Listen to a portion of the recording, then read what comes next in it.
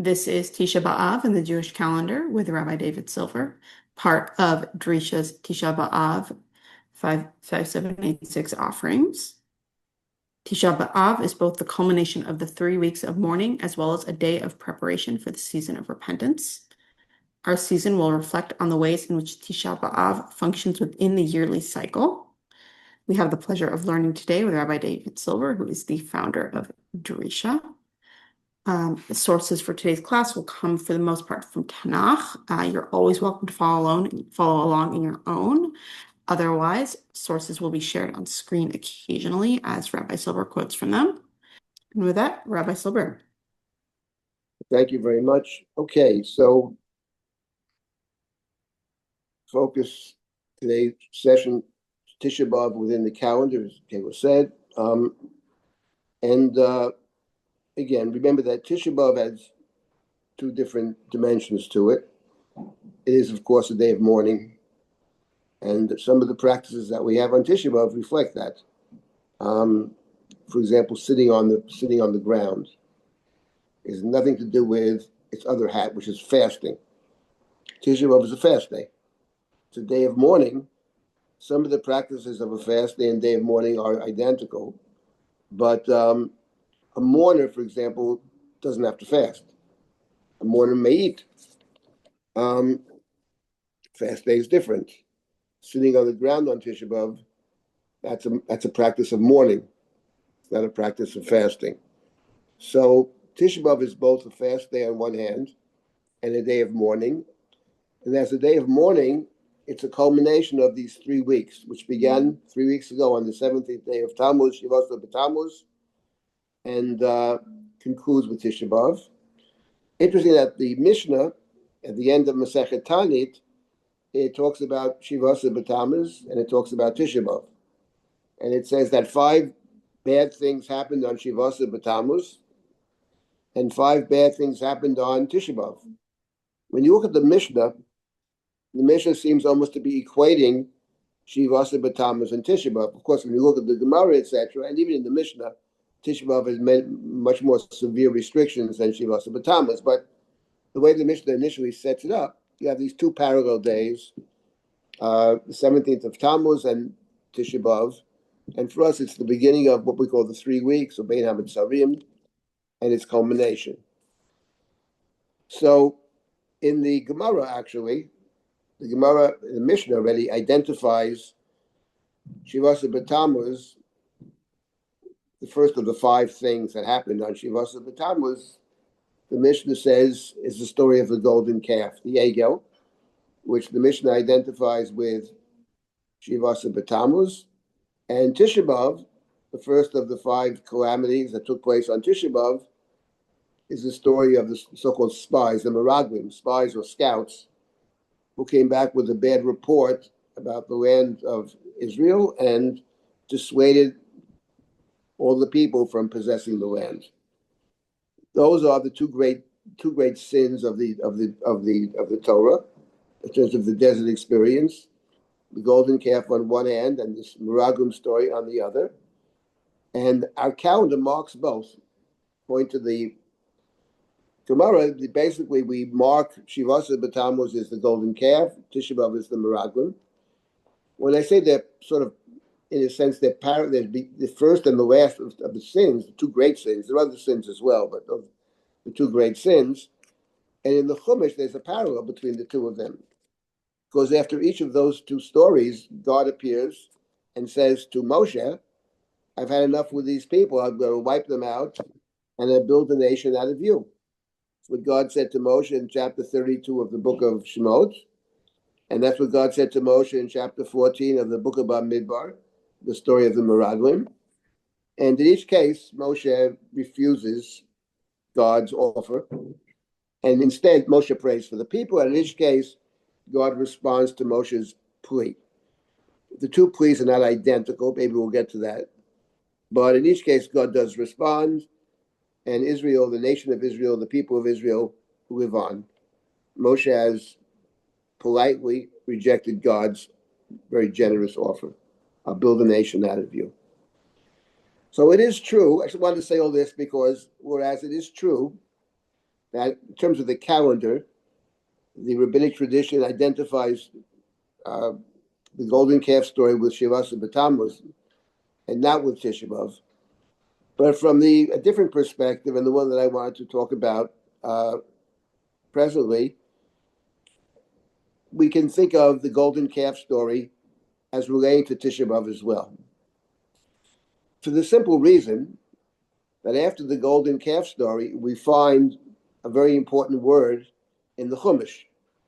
And we'll see how it plays out exactly in a moment, but the word is Vayit Abalu. The people mourned. In fact, the term Vayit Abalu, mourning, appears both as the people's response in the story of the golden calf, and it also appears as a response in the story of the Meraglim in the book of Bamidbar. Vayit Abalu, they mourned. We know these 3 weeks as a period of mourning, kind of mourning for the Jewish people over time, various tragedies, etc. So the word to mourn is found in both stories, both in the golden calf episode and in the Meraglim story as well. Now I wanted to show how this plays out. And the overall topic is Tisha B'Av on the calendar, and we'll get to that. But first, let's start with the story of the golden calf. The great sin of the golden calf, which appears in 2 places in the Torah. In the original story is found originally in the book of Exodus, when it takes place shortly after we leave Mitzrayim, after we stood at Mount Sinai and heard the 10 commandments, and Moshe gave us more commandments, wrote them down in the book of the covenant, and Moshe went back up the mountain to receive instructions, to get the tablets and to receive instructions about building God's house, the Mishkan. God would dwell amongst us. And while Moshe is on top of that mountain, the people make a golden calf, worship a golden calf. So let's begin with that. Chapter 32 of the book of Shemot. I'm not going to read through the whole story of the building of the golden calf.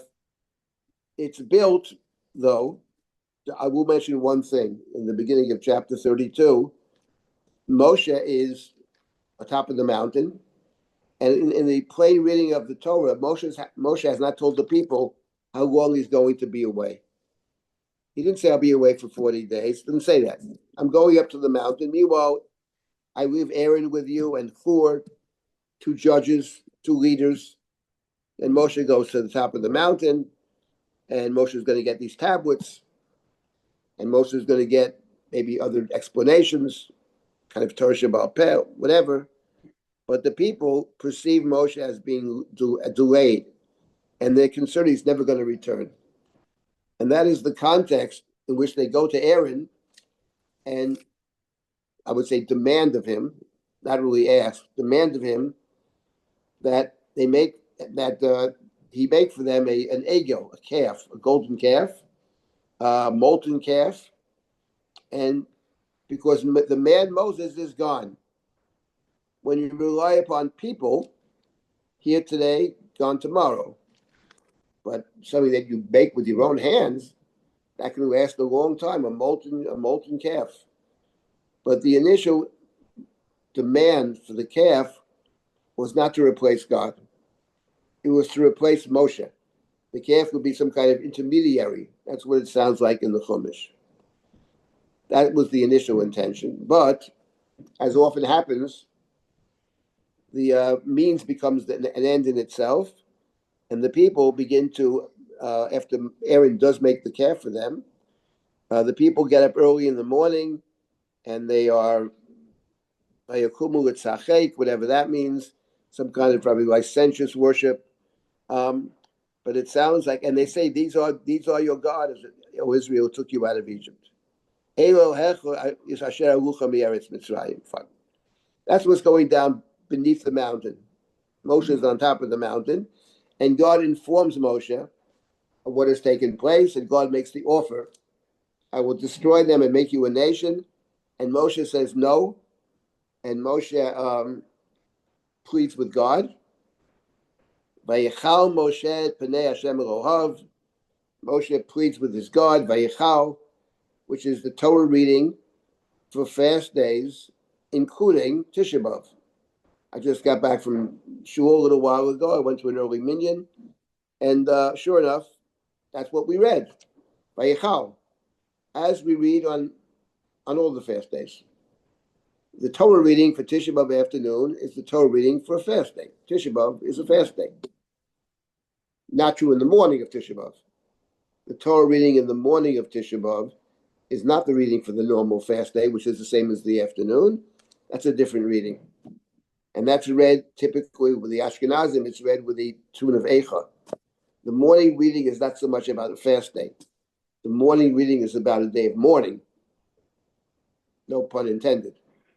But the morning is a time of mourning. In any event, Moshe argues with God, and God agrees not to destroy Israel. God has relented of the evil. And now let's begin our story over here. Vayifen vayered Moshe min ahar, u'shnei luchos ha'edut biyado, luchot ketuvim mishnei avrehem, mizeh u'mizeh ein ketuvim. So Moshe turned, right? Turned and went down the mountain, and he's carrying the tablets. These are the tablets, 10 Commandments. These are the tablets. And the Torah says they were written on both sides, from this side and that side. Mizeh, mizeh, heim ktuvim. There's writing on both sides of the tablet. V'haluchot ma'aseh Elohim ema. And the tablets were the work of God. V'amichtav michtav Elohimu. And the writing was the writing of God. Charut al haluchot, engraved into the tablets. Right here, we can stop for a moment and ask a very simple question, which is, why does the Torah actually say this?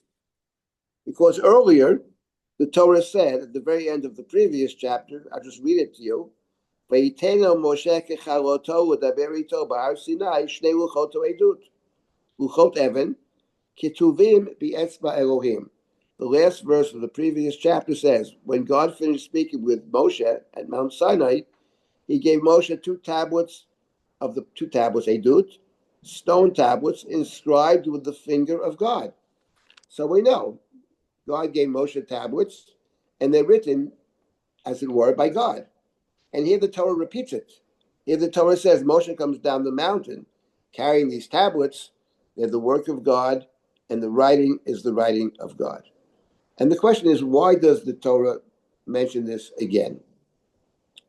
So I'll come back to that point, because that's very central to what I want to discuss. But meanwhile, Vayishma Yoshua et kol ha'am b're'o. Yoshua, that's Moshe's disciple, Moshe's protege. And when Moshe had gone to the mountain, Moshe left the people in chapter 24.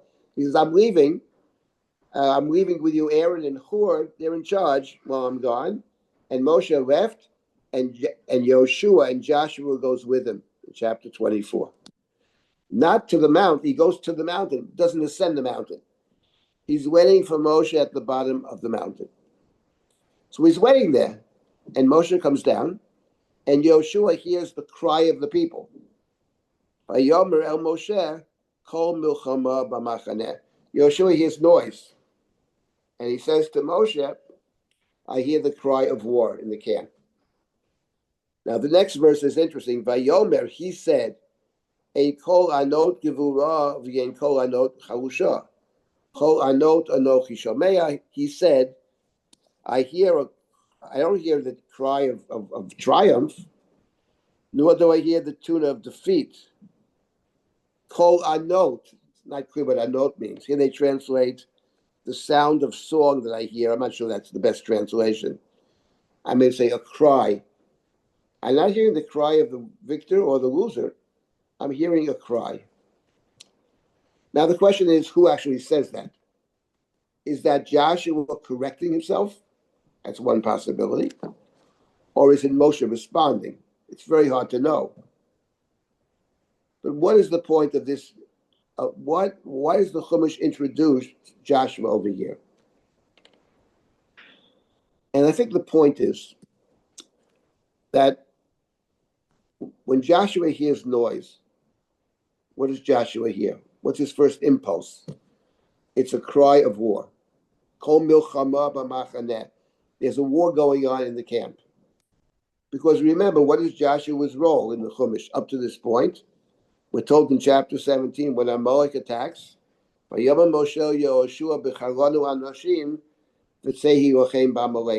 is the general. He's the commander-in-chief of the army. And later on, once again, leads us in battle, conquest of the land. It's a military man. When he hears noise, he hears war. And either he corrects himself or Moshe corrects him. It's not a sound of, either he's puzzled, it doesn't sound like it's war, but is it really, am I hearing the sound of the victor or the loser? Or maybe Moshe says, no, it's not a sound of war. It's a cry, maybe a soulful cry, maybe a tortured cry, but it's a cry. Now, why is this actually here?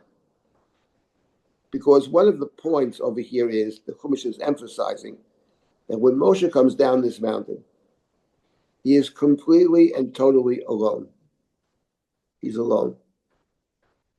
He's alone in a deeper sense because his partner, his illustrious partner in the Exodus, who happens to be his brother Aaron, is the very man who makes a golden calf. Now, he didn't do it out of his own desire necessarily. He gives in to the people who are sort of threatening him. That is all true. But at the end of the day, Aaron makes the golden calf, his own brother, his partner. And now we have Joshua, his disciple, his faithful disciple, I would say, but they're not hearing the same thing. Joshua's a military guy. He hears things with a military head. And Moshe is not a military man. Moshe is the teacher. Moshe is a visionary. Moshe is a prophet. So Joshua loves Moshe, but they're not on the same page. And what's actually very interesting, if you think about it, Moshe's been away for 40 days. Where has Joshua been for the last 40 days? I mean, it sounds like he's been waiting at the bottom of the hill there, the bottom of the mountain. Because if we were inside the camp, he would know what's going on. He would know people had demanded a golden calf. He would know the whole story. He has absolutely no idea. Because as the faithful disciple, he waits for his master to come back.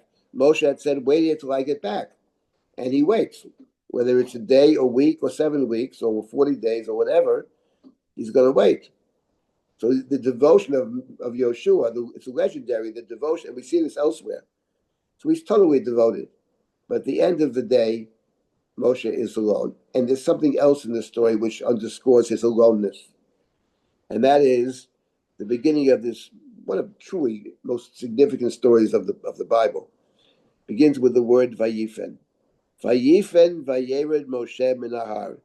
In verse number 15. We have already encountered the word Vayifen in the book of Exodus. That's the story where Moshe is growing up, and one day he goes out and he sees something. He sees the Egyptian taskmaster beating up on the Jew. What does Moshe do? Vayifen kol v'cho vayar ki ein ish. He turned this way and that way. He saw there was nobody else. There was nobody to help. Nobody wanted to help. Maybe nobody cared. He killed the Egyptian. He smote the Egyptian. Vayifen, the first Vayifen underscores a very simple point. There's only one person actually who stands up against slavery, and that's Moshe. And he's forced to run away because he's made a statement against Paro. He runs off to Midian. Here too, the Vayifen, the only thing Moshe has is the tablets. Mizeh u'mizeh. The term mizeh also appeared earlier in the Torah when Moshe was on the mountain praying while Joshua was fighting, and 2 people stood on each side. Aaron and Hur, mizeh echad u'mizeh echad. The 2 people that Moshe leaves in the camp were the 2 people that supported Moshe when he was on top of the mountain, mizeh u'mizeh. Aaron made the golden calf, and Hur has disappeared in the text. The Medrash has him killed. He was killed by the people. It's a Medrash, but in the text he's not present. So there's the total and complete aloneness of this man. All he has is the Torah. Mizeh, which he's about to smash. The idea of being a one person against the mob, one person to stand up, that's very significant in the story. But now we come back to the first main point I want to make. Vayikasher karav el hamachaneh, vayaret ha'egel umchalot, vayicharaf Moshe, vayashlech miyadav et haluchot, vayishaber otam tachat hahar. Moshe comes down the mountain, and he sees the golden calf. He had been told about the golden calf by God already. God said they made a golden calf and they worshipped it. Moshe comes down, and Moshe prays with God, you can't do this, you can't destroy it, you made promises, you got to keep your word. Then he comes down the mountain. And when he sees the golden calf, he gets so angry, he smashes the tablets. But he knew about the golden calf. God told him. So why does he get so angry and smash it? There's no novelty. He already knows. Of course, one could say there's a difference between knowing something intellectually and actually seeing it. When you see it, that's very different. But I would add that there's something else he sees, which he was not told. What he was not told was about the dancing. They made a golden calf. They said whatever they said. He goes down the mountain, and he sees the enthusiasm for the golden calf. And that's what infuriates him, and he breaks the tablets. Now I want to ask you all a question. What is the significance of Moshe breaking the tablets? Obviously, it's something dramatic. But what actually is the full significance of Moshe breaking the tablets? That's my question. Because there is something here, actually. Apart from breaking the tablets, which are written by God's tablets. Not only are they God's tablets, they are, the writing is the writing of God as well. It's like Moshe came into the shul or something, he was upset, walked to the Aron Kodesh, took out his Sefer Torah, and smashed it to pieces. Well, this is 10 times worse. This is 10 times worse. So it's, of course, a dramatic, to break God's tablets, God's writing. It's unbelievable. So, Rabbi, But, could it yes. be symbolic of sort of putting what do they say? Put paid. He put paid to what the people had already done. They had already broken the Brit, or what they call in English, broken confidence with. And what he did was basically just put the period at the end of the sentence or the dot on the I. He said, "See what you did? This is what you did." And in a dramatic way, he's showing to them what God and he perceive that they have done. Okay, I like that very much. I think there's a very excellent point, but I wanted to say something additional to that. Something very, very important in terms of the plot of the Torah, something which is central. And that's why the Torah emphasizes it's the writing of God and the tablets of God. Because the point of the story of the golden calf is that the golden calf story is a story within a story. The story that precedes the golden calf story is the command to build the Mishkan and all the instructions to build the Mishkan, which lasts the 6 chapters, chapter 25 through 31. And after the golden calf story, beginning we have chapter 35 through 40, they actually build the Mishkan. So the golden calf story is the story within the larger story of the Mishkan. But here's the point about the Mishkan. The Mishkan was built by Bezalel, who was a great craftsman. He has his helper. Then he has all the volunteers, the men and women, it says, who volunteered. They came forward as a nidava. Not only did they give the materials, but they also gave their labor, their work, their artistry, etc. They build the Mishkan. They build everything in the Mishkan except for one thing. There's one thing they can't build, which is the most important thing in the Mishkan, which are the tablets. When Moshe breaks the tablets, this is the main point, you can't build a Mishkan. He makes it impossible to build a Mishkan, no matter who you're going to get. You get Bezalel, you can get 100 Bezalels. You can't build the Mishkan. And the idea of the Mishkan symbolically is, not just symbolically, it says, I will dwell amongst the people. What Moshe is doing by breaking the tablets is it's making it impossible to build the Mishkan, except if he gets a different set of tablets. In other words, let's think about Tisha B'Av. We talk about Tisha B'Av as the culmination of a process which takes place over time, which is the siege of Jerusalem, breaking through the walls, and then the destruction of the temple. It's all about the temple, basically. And the temple is destroyed. But the Mishnah in Masechet Tani, which talks about the 5 things that happened on Shivasa B'Tammuz, the first one is the golden calf. Actually, it doesn't say the golden calf. It says the tablets were broken. It says. It doesn't even mention the golden calf. The shtabu aluchot, which means you can't build the temple. The first step was inability to build the temple. Then the Mishnah lists other things. The wall was breached. Then the daily sacrifice stopped. As you read the Mishnah, you get close, and then finally they put up an idol inside the holy place. So there's a sense of defiling the temple. But the first step is inability to build it. So when Moshe breaks these tablets, one might say, Korban Beis HaMikdash, the Mishkan, which is the Mikdash, if you are suing Mikdash v'shachanti b'tocham, it can't happen except if some other people can reconcile with God. Which is why the Torah emphasizes here again the writing of God, the tablets of God. So now what's going to happen? Can we reconcile? That's the question. You read the story for the first time, you don't know. And Moshe is, as you say very well, Moshe acts out the reality. The reality is they've broken the covenant. They've broken the tablets. They violated the beginning of the 10 Commandments. I am the God who took you out of Egypt. Have no other gods before me. First thing God says. So Moshe is just acting out. It's a representation of what actually has taken place already. And now the question is, can this be fixed?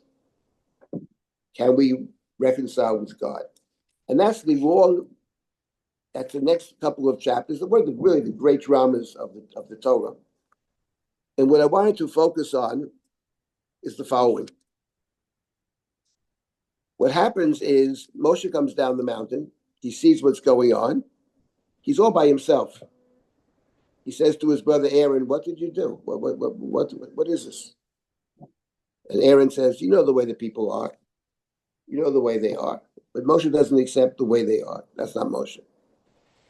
So Moshe screams out, "Mil Hashem Elai. Whoever is for God, come to me." It's one person against everybody. But he manages to get support. He yells for support. He gets support. And what takes place next is a great civil war. It's actually a civil war. And the ones who made the golden calf are killed. And Moshe then turns to God and pleads with God to forgive the people. That's in verse number 32 of this chapter. Forgive them. If not, you can wipe me out of your book, says Moshe. I'm with them. God says to Moshe, listen, I'll punish the guilty ones. That's not my way. You're not going to die for their sin. That's not my way. Fine.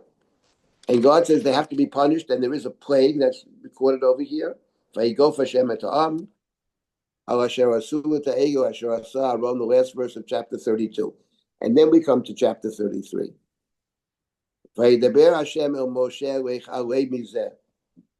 Ata v'ya'am asher ha'elita mi'eretz Mitzrayim. El ha'aretz asher nishbati li'Avraham, li'Yitzchak, li'Yaakov, le'mo, l'zarach etneno. V'shalachti lefanecha malach. V'geirashti et ha'knani, Emori, Chiti, Prizi, Chivi, Yevusi, el eretz avat chalav u'dvash, ki lo ele b'kirbecha, ki am k'shei oref ata, penachelcha b'darach. Said God to Moshe, okay, bring the people up into the land. God had threatened before to destroy them. They're not going to possess the land. Moshe had argued with God. Says God to Moshe, okay, I relent. You can possess the land. I will send an angel before you, and the angel will drive out the inhabitants, and I will bring you to a land of milk and honey. The only thing is, I'm not going to go with you. I can't go b'kirbecha. I can't go in your midst because you are stiff-necked. I will destroy you on the path. So what does God say to Moshe? listen, you can have the land, milk and honey. It's your land, or drive out the Canaanites. I can't go with you. What does it mean I can't go with you? In practical terms, it means you can't have a you can't have the Mishkan. You can't have the temple. Because the temple means I'm going with you. But if I go with you, inevitably we're going to fight. And when we're going to have a fight, I'm going to destroy you. So it's in your best interest that I not go with you. That's what God says to Moshe. You can have the land, but you can't have the Mikdash, which means you can't have my presence. But I'm going to send a good angel. I'm going to deputize one of my angels to go with you. Very good angel. Drive out the inhabitants. But I can't go. We can't live together. Too many fights. We can be friends. That's what God says to Moshe. And Moshe tells the people. And here we come to the verse.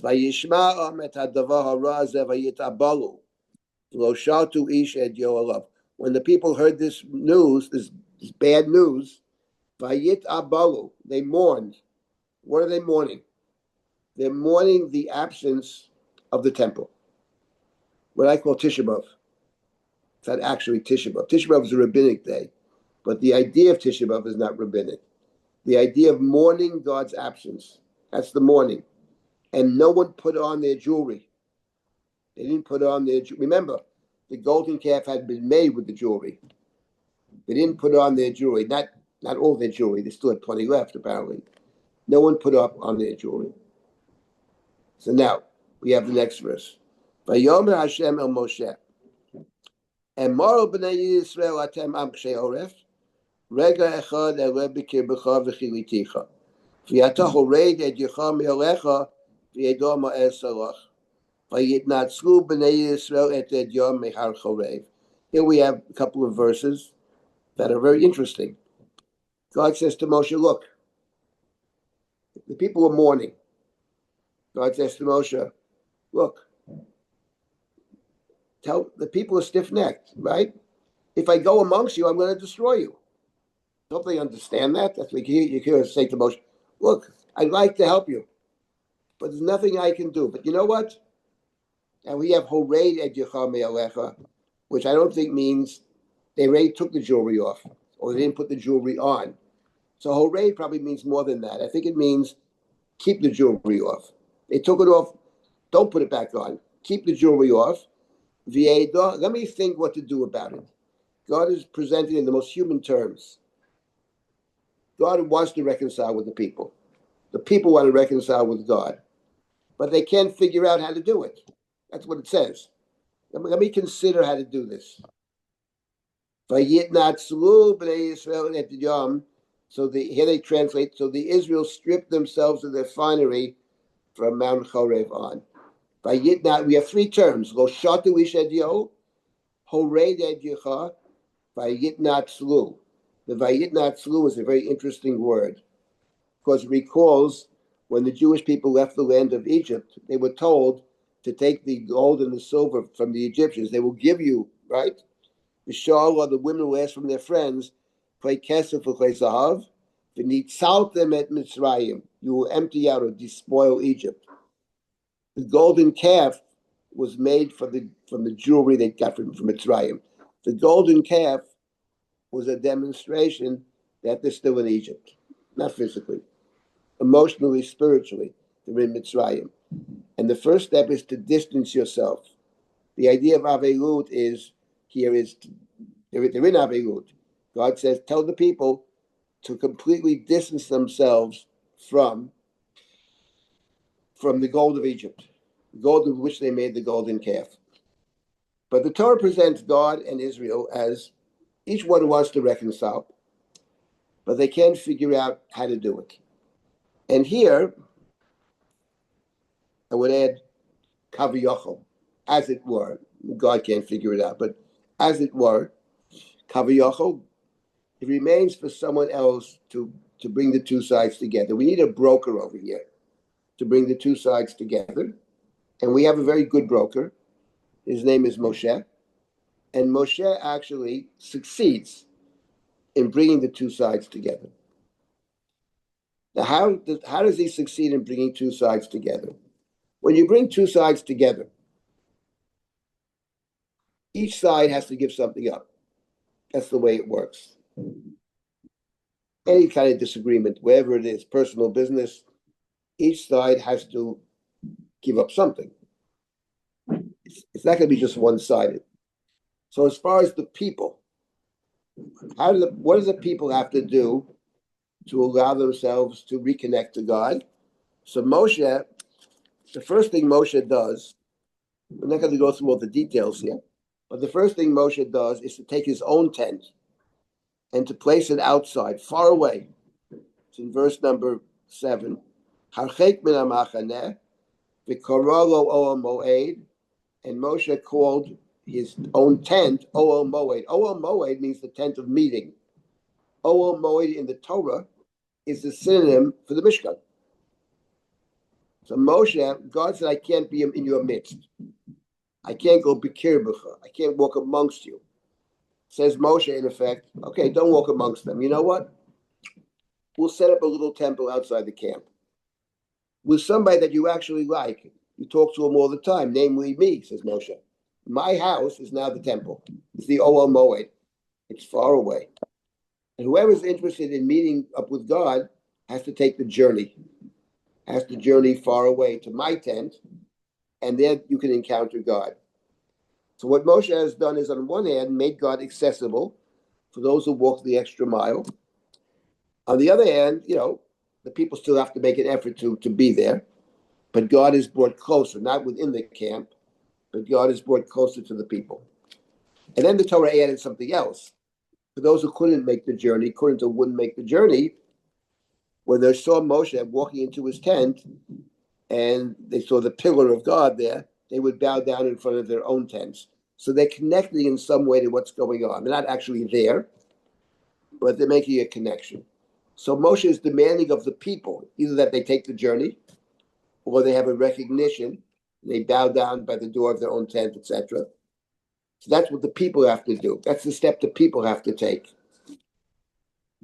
But what is the step that God has to take? Because God made a very good point. God said, listen, I can't go with them. I'd love to go with them. But if I go with them, we're going to fight. And when God fights with the human ends up on the short side. So explain to the people. Fine. But the people, Moshe still wants the two to come together. And how does Moshe accomplish this? Moshe, I can't get to all the details of it, but God agrees. God is revealed to Moshe. What Moshe says to God at the end of chapter 33 is, listen, you agree to go with me. You have no problem with me. Oh, no, I have no problem with you. You're wonderful. The thing is, I'm with them. So if you're going with me, you're also going with them. That's Moshe's argument. And God seems to agree. And God says to Moshe, make for yourself a new set of tablets. That's chapter 34. Right. Also the reading for the fast day. Tisha B'Av afternoon. Fine. So Moshe hews for himself 2 tablets. And then we're told that God descends. Vayered Hashem be'anan, vayityatzevim Mosham, vayikra b'shem Hashem. God comes down in a cloud, and God calls out the attributes of God. Hashem, Hashem, El Rachum v'chanun erech hapayim v'rav chesed v'emet. And Moshe then responds. Vayimaher Moshe vayikod arza vayishtachu. Vayomer, Imna motzati chen b'einecho Hashem, yeochna Hashem b'kirbeinu. Very important verse. Chapter 34, verse 9. Kiam ksheyorefu. For they are a stiff-necked people. And you will pardon our iniquity and sin and take us for your own. And now there's a big problem with this verse. Because Moshe's argument with God, you have to dwell amongst us. Because they're a stiff-necked people, was exactly the argument that God gave to Moshe why God cannot dwell amongst them. God said to Moshe, I can't go amongst you.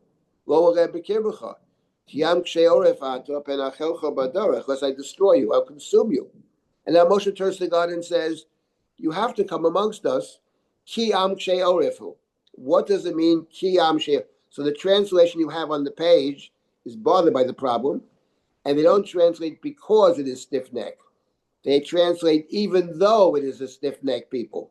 The word kis can sometimes mean despite. That is true.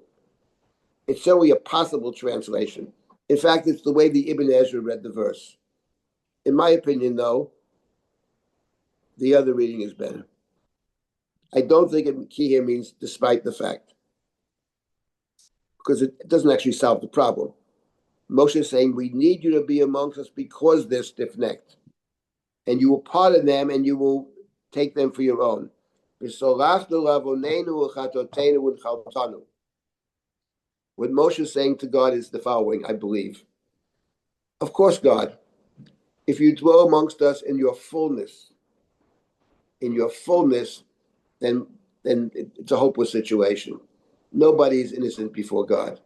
You dwell amongst us, we'll step out of line, of course, and you'll destroy us. Of course, that's the case.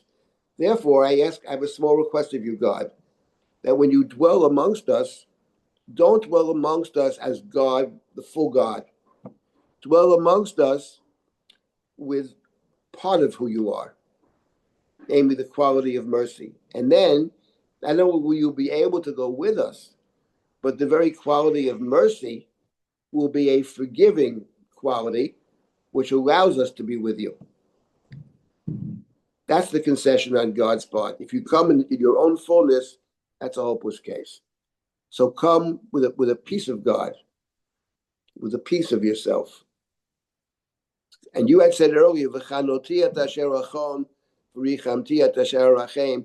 attributes that Moshe is focused on is Rachum v'Chanun. So each side has to make a concession. And then the temple becomes actually the source of forgiveness. When the Torah says in the book of Devarim, and it talks about the Beis HaMikdash, the place that God has chosen, Losum et Shemo Sham, the place in which God's name is there. And I say, what name is there? What name of God is there? And my answer is the name of God, Hashem Kerachum v'Chanun. The aspect of the forgiving God. Now, in terms of the Jewish calendar, I will state the obvious, which is that the great story of the golden calf, I would say it's the most important story in terms of the plot of the Chumash. When you get out of Genesis, the golden calf is the most important story. Because it's real. Because we stood at Mount Sinai 3 months after we left Egypt, a bunch of slaves, and we made a golden calf. And the tablets were broken. And the real tablets are the broken tablets. Because that's who we are, actually. People make mistakes. All of us make mistakes. Some greater, some lesser. That's the nature of the human being. So we need to achieve somehow forgiveness, which doesn't absolve us of acting properly. Don't get me wrong.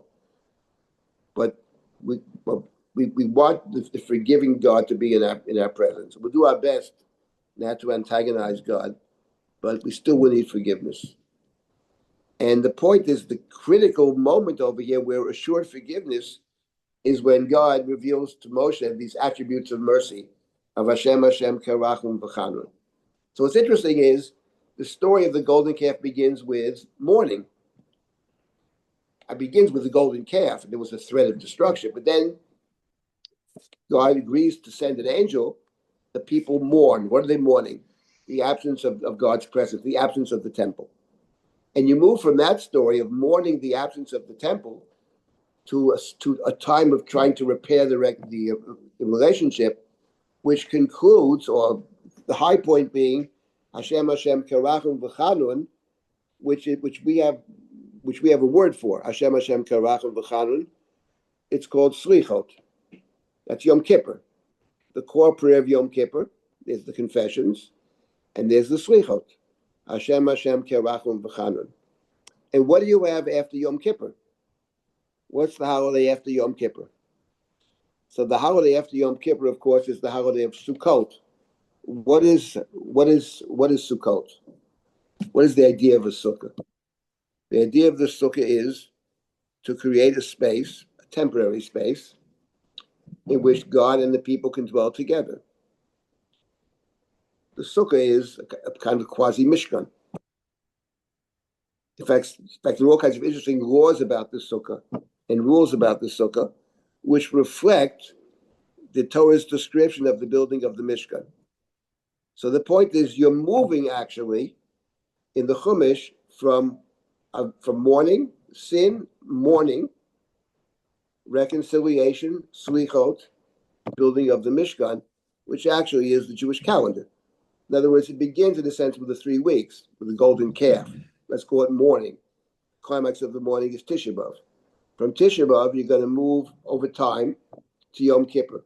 You first have to go through Rosh Hashanah to get to Yom Kippur. I can't get into that now. But let's just stick with the obvious. You're moving from the Avelut of Tisha B'Av to the Slichot of Yom Kippur to the building of the Mishkan. And what's actually very interesting is that the Torah reading, there is a calendar. I talked about the calendar. There's another calendar we have, which is the calendar of Torah readings. The book of Devarim has a fixed calendar. It never changes. The book of Devarim, you read the parsha of Devarim, the Shabbat before Tisha B'Av. Always. You read the parsha Nitzavim the week before Rosh Hashanah. You read Parshat Ki Tavo, the Tochacha, 2 weeks before Rosh Hashanah, and you complete the book of Devarim, strangest of all. When do we complete the book of Devarim? On Simchat Torah. Shmini Atzeret, Simchat Torah. We call Simchat Torah. It's the only reading that we have, which is not on Shabbat. I mean, there are readings not on Shabbat, but in terms of the yearly cycle, every single reading is on Shabbat, with one exception, Simchat Torah.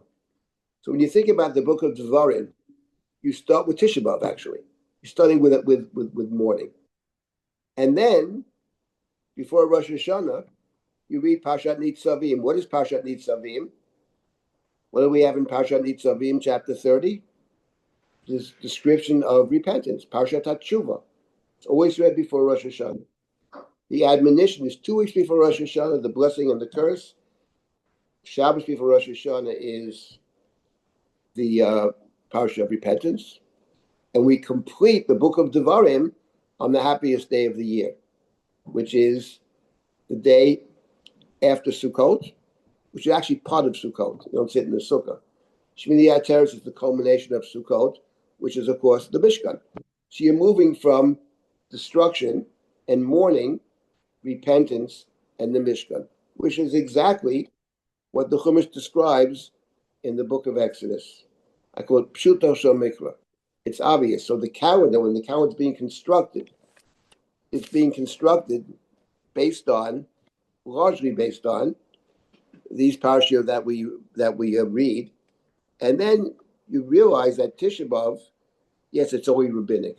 That is true, but it's a day of enormous significance. Tisha B'Av is the culmination of the mourning, and Tisha B'Av is the movement towards forgiveness and God's presence. And Tisha B'Av itself has these two aspects, because one aspect of Tisha B'Av is the mourning, but as I mentioned before, it's also a fast day. And in fact, outside of Yom Kippur, it's the only real fast day that we have. The other fast days that we have are mini fasts or quasi fasts. You're only fasting from the morning till the evening. A real Tanit Tzibur, a communal fast day is 24 hours, not 12 hours. And the prohibitions of Tisha B'Av are similar to Yom Kippur. They're various inuyim. So Tisha B'Av is actually a true fast day. And fast days are all about repentance. Maimonides makes that clear. Avelos and Tainis are if they're related. The point about the mourning is to focus on what has been lost. What has been lost? And that's the focus. Tisha B'Av night. It's all about the mourning. It's about what has been lost. We don't even, the Ashkenazim, it's interesting, the Sephardim are different, but the Ashkenazim don't even say keynote at night. But don't we say keynote at night? We have no words at night because there's the shock of loss. In the daytime, in the day already, we're trying to figure it out. In the daytime already, we're thinking about what the day is really about, etc. The nighttime is about the shock. And as we move through the day, Tisha B'Av afternoon, we read the regular reading of the Torah of every fast day. So we're already moving towards what has been lost, and now how can we correct that? How can we try to make it better? How can we make the connections? How can we reconnect? So that's how Tisha B'Av figures in the calendar. As I mentioned in the beginning, the Mishnah actually, and our tradition identifies Tisha B'Av primarily not with the story of the golden calf. I mean, I connect it to the golden calf in terms of mourning, but on the calendar, it's connected to the story of the spies of the Meraglim. It's also very interesting that, as I mentioned a couple of minutes ago, we read Devarim before Tisha B'Av. Well, the book of Devarim, when Moshe is retelling the story, he doesn't tell the story in chronological order. The first two things I mentioned in Sefer Devarim are, number one, the appointing of judges, and then the next story is the story of the spies, of the Meraglim. The golden calf is later. He gets to the golden calf much later, in two different places, but later. So he starts with the Meraglim. And the Meraglim also, the story of the Meraglim, once again, that's the other incident when God threatens to destroy Israel. Once again, Moshe prays. Moshe uses these attributes of mercy, but he actually doesn't use all of them. That's a whole other shiur about the differences between the two sets of attributes of mercy. Yigil and Midot. But that's not our topic right now. But what I wanted to say about Tisha B'Av and about the Torah reading for the week before Tisha B'Av, Shabbat Chazon.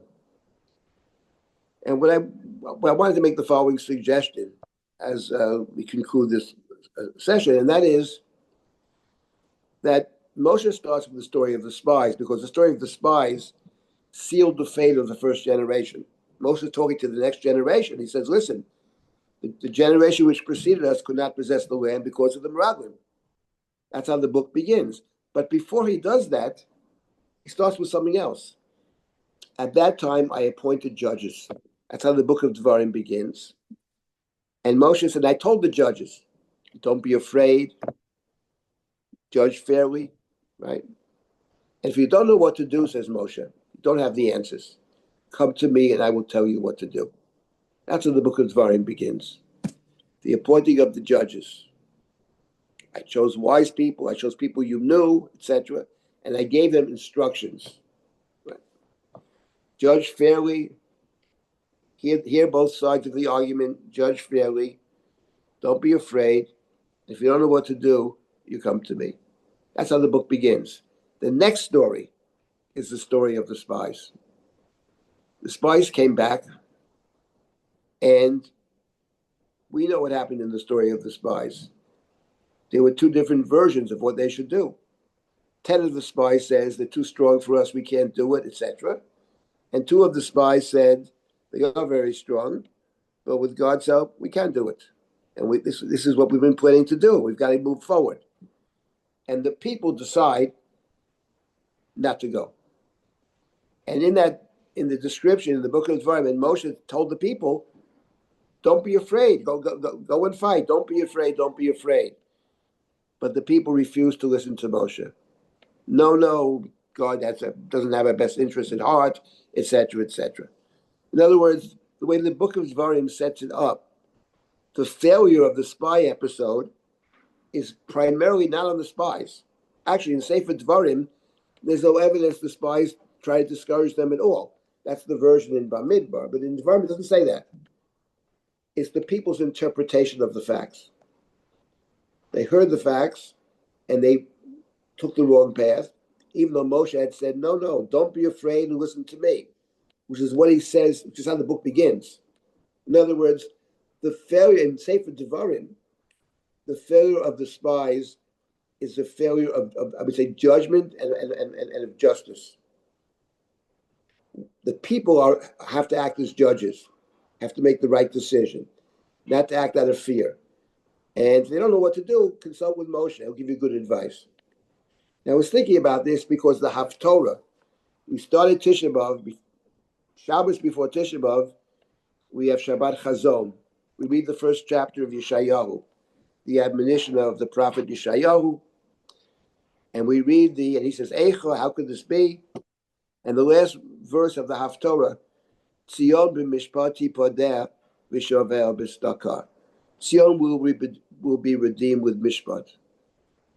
And I was thinking that actually these weeks of the Haftarot, the 3 weeks before Tisha B'Av, the 7 weeks after Tisha B'Av, Haftarot of consolation, the Haftarot of consolation don't necessarily connect to the Sidra, to the Parsha.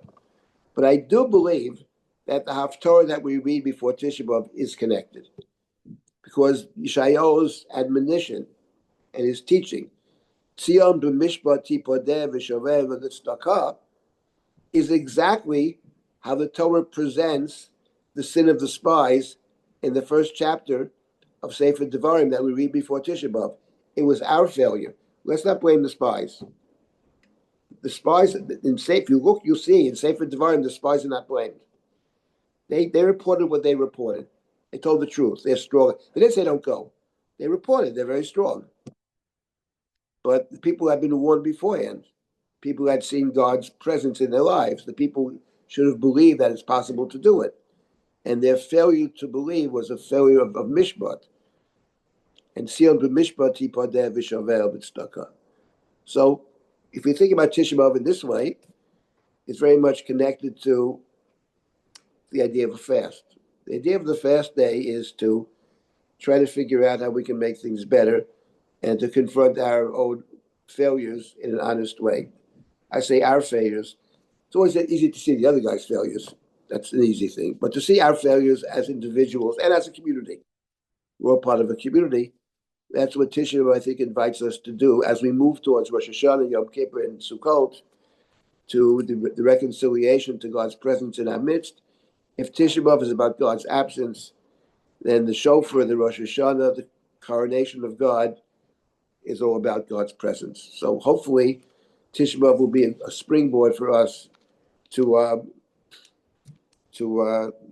move in a positive direction. Just want to conclude with a story that I heard about a Hasidic story. I don't remember who the Rabbi was. It was one of the famous masters of Hasidus. He walked into shul on Rosh Hashanah, and the Chazan begins with the word Hamelech, Hamelech. And when that happened, this Rebbe became very faint and very ill, or whatever. He almost collapsed. And maybe they revived him. I don't know all the details. And they said afterwards, what happened? What happened? He said, I remember the story that appears in the Tractate Gittin that is studied on Tisha B'Av. You know, the story is that the Romans had surrounded the city, and they were going to capture the city. The Zealots were still holding. The Zealots didn't want to give in. They wanted to fight down to the last man. And Yochanan ben Zakkai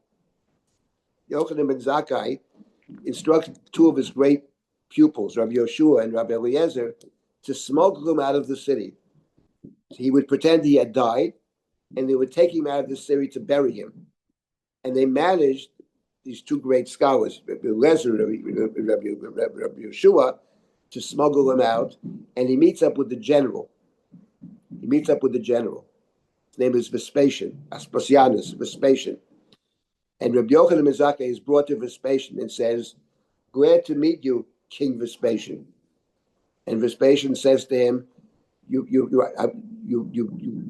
guilty of two capital crimes. First of all, he says, I'm not the king. And secondly, if I am the king, why didn't you come to me earlier? Of course, at that moment, a messenger comes and says, the king has died, Vespasian, you are the king. That's the story in Gittin. But the Rebbe said to his disciples, the Rebbe said, Hamelech, Hamelech, God is the king. And God says to us, if I am the king, where have you been till now? Where have you been till now if I'm the king? So it's very true about Rosh Hashanah. Suddenly, we see the world differently. In any event, hopefully Tisha B'Av will be a springboard moving us towards Rosh Hashanah, moving us towards Hamelech. Hopefully God won't ask, where have you been till now? The answer is, well, we've been on a journey, and we meet up with the king on Rosh Hashanah. Wish us all a meaningful Tisha B'Av, what's left of it, and hopefully a springboard towards good things in the future. Thank you for participating. Thank you, everyone, for making time to learn with us today. Thank you, Rabbi Silber, for teaching. And from Amy, thank you for connecting the dots.